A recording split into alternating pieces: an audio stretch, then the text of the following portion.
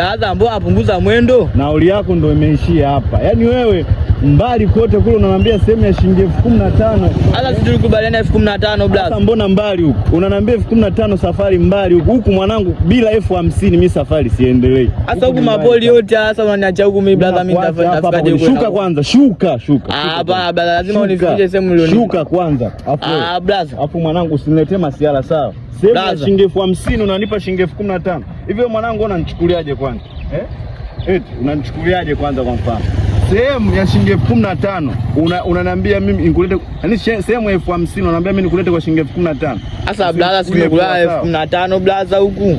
15,000 huku mbali huku. Usije ukanichukulia poa. Angalia mapoli haya, mapoli kama haya. Hivyo unanichukuliaje mimi? Bila 50,000 mimi safari siende kokote.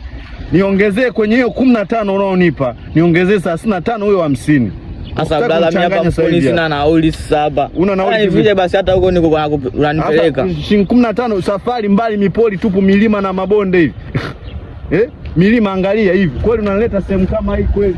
Milima kama hii unaniambia shilingi ngapi? Unaniambia shilingi 15,000. Mimi siwezi kufanyeje? Mimi siwezi kuleta kwa shilingi. Bora niishie hapa. Niwe nimekula hasara. Mafuta yenyewe yamepanda bei. Sasa blaza, usitaki kunichanganya kwanza.